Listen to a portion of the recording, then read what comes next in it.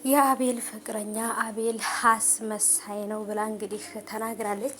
በነገራችን ላይ አቤል እኮ አስመሳይ እንደሆነ እኮ በአብርሃም ማወቅ ትችላላችሁ። የአብርሃም ጓደኛ የሆኑ ሰዎች ሁሉም አስመሳይ ናቸው። ምክንያቱም አብርሃም ራሱ አስመሳይ ስለሆነ ማለት ነው። ከአብርሃም ጋር እየዋለ እውነቱን እንዲነግርሽ ፈልገሽ ነበረ። አሰላሙ አለይኩም ወራህመቱላሂ ወበረካቱ። ሰላም ውድ የተከበራችሁ ቻናል ተከታታዮች፣ እኔ ውዶች፣ እኔ ወርቆች እንዴት ናችሁልኝ? በድጋሚ ተመልሼ መጥቻለሁ። ወሬ አያልቅብሽ ሱመያ መጥቼላችኋለሁ ማለት ነው ውዶቼ። ዛሬ እንግዲህ በመዳም ኩሽና ቤት ሁኜ እንግዲህ ፏፈሽ ብዬ ቪዲዮ እየሰራሁላችሁ ነው ማለት ነው ውዶቼ ማለት ነው። እና ቢሮ ነኝ ዛሬ ቢሮ ሁኜ ነው ቪዲዮ የምሰራላችሁ ማለት ነው።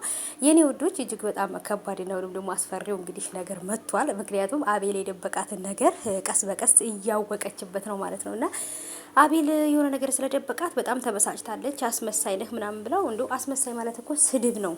ሰው በሚነግርሽ ወይንም ደግሞ ማንም አሉባልታ እየመጣ በነገረሽ ቁጥር እኔ ጋር እየመጣሽ የምትጣይ ከሆነ ምናምን እያለ እንግዲህ ነገሮችን በጣም ከባድ እንትን ውስጥ አድርጎታል ማለት ነው። እና አቤል አስመሳይ እንደሆነ እኮ መጀመሪያው ነው የሚታወቀ ነው። ምክንያቱም አብርሃም ጋር እየዋለ አብርሃም ራሱ እኮ እዚህ ጋር ስታዩት ይስቃል፣ ይጫወታል ምናምን፣ ግን ደግሞ አስመሳይ ነው። ምክንያቱም እውነቱን የውስጡን ስሜቱን መከፋትና መደሰቱን አታውቁበትም፣ ማስመሰሉን ነው የምታዩበት ማለት ነው። እና ይሄ ነገር ደግሞ ምን ያህል ከባድ እንደው ታውቃላችሁ እንዴ? ካስመሳይ ሰው ፈጣሪ ይጠብቃችሁ እኮ ነው የሚባለው። አስመሳይ ሰው በጣም ከባድ ነው። ጥላቸውንም መውደዱንም አታውቁበትም። እና ስለዚህ አቤልም ደግሞ ከአብርሃም ጋር እየዋለ ጥሩ ሰው ይሆናል ብለሽ ማሰብሽ በጣም ነው የገረመኝ። ምክንያቱም እንደተባለ የሆነ ልጅም ብሏል እና ወንድ ልጅ ስልክ ቁጥሩን ብቻ ነው የማይዋሻችሁ ማለት ነው። ወንድ ልጅ ስልክ ቁጥሩን ብቻ በቃ የማይዋሻችሁ ማለት ነው። እሱንም መዋሸት ቢችል ይችል ነበር፣ ግን ደግሞ ስልክ ቁጥር መዋሸት አይቻልም። እና ለዛ ነው እንጂ የወንድ ልጅ ህይወት በሚስጥር የተተበተበ ነው ማለት ነው። ስለዚህ አቤልም ደግሞ ከአብርሃም ጋር እየዋለ እነዛ የሆኑ ባንዳ የመሰሉ ሰዎች ጋር እየዋለ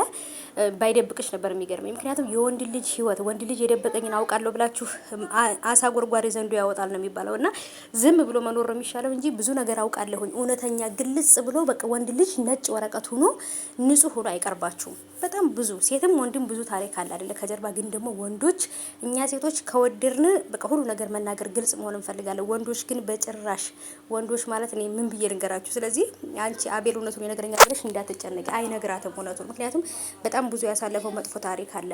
ግን ደግሞ ያን ከነገራት አብራው እንደማትሆን ስለሚያውቅ ነው የማይነግራት። ያውቃል